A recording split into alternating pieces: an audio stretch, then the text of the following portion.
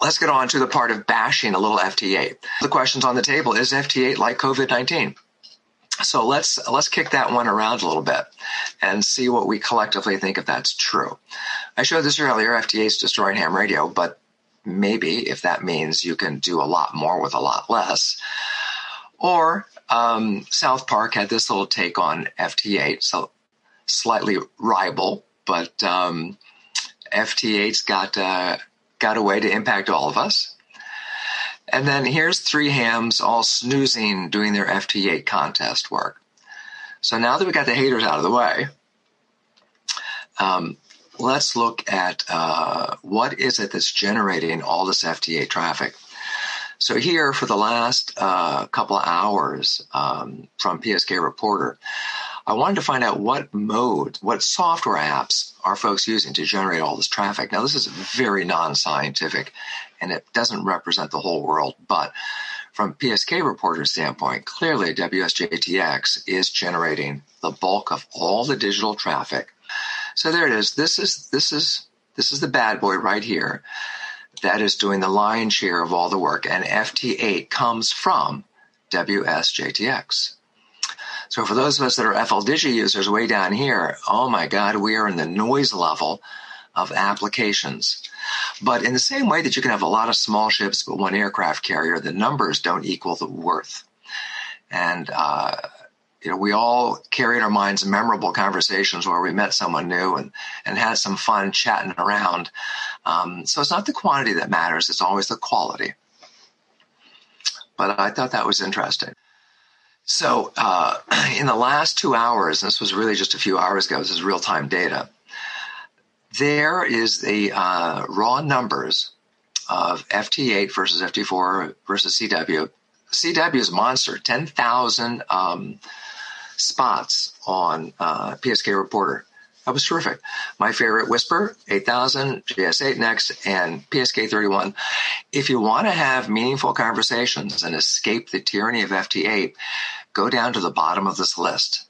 Those are folks that generally are willing to have a conversation and want to get to know you and just goof around on a more verbose textual level. Change is always a big constant in the hobby. I wasn't around to know this, but I'm told that after CW, when AM came, there were CW operators that said, "What? Sending voice modulation? That'll never work. That's not amateur radio. It's got to be the clickety-clack of the thumb on the brass for it to be real radio. Voice will never take over." Well, history proved them wrong, and we're in the same situation now with innovation and FT8. So change is the only constant we have here. So here's what happens when you have innovation like FT8. You get this adoption, early adopters on the lower left, mainstream users in the middle, and then on the top, you get the laggards. But eventually, most folks get on board.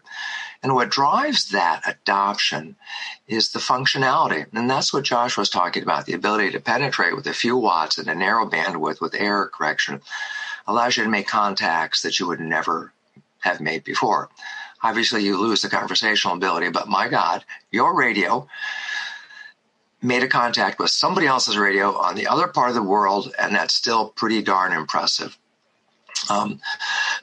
Usability comes next, and over time comes aesthetic. So everybody that thinks that FT8 is hard to use, you're going to see that improve over time, and you're already seeing that with with JS8 Call, where we're getting more functionality and, frankly, more aesthetics because it's textually based. The digital mode has a stack of work that has to be done. If you're going to use any of these digital modes, there's a ton of complexity you have to swim through. And I found this very daunting when I started. Not only did I have to figure out how to use a radio, figure out what the band plan was, get my licensing done, I also needed to figure out how to get apps, put them on my computer, get the computer to interact with the radio, and then figure out what the etiquette, rules of the road, and protocol was. That's a ton of work. And it seems that the digital modes would be a little forbidding because of that complexity stack. And yet, I'm clearly wrong because we have a vibrant FT8 ecosystem, And the digital modes just seem to be prospering just fine despite that complexity. But there's new stuff to learn. Here's Don trying to do an Olivia session in the middle of what he thought was an Olivia favorable zone, but you can see the FT8 to the left of him. And then there's an echo of that signal because either my radio is overloaded or this fellow's duplicating his waveform. But clearly Don is in the wrong place. So we will all adapt to find a home for conversational modes in the bands. To leave on a very, very positive up note, if you want to explore the more conversational modes, if you've had your fill of FT8, here's a couple of resources. On Monday, VWS sponsors the Weird and Wacky Digital Mode Group. That was really started by a bunch of refugees from FT8. FT8 was thrilling, fascinating, wonderful, but some of us just yearned for a little more human interaction.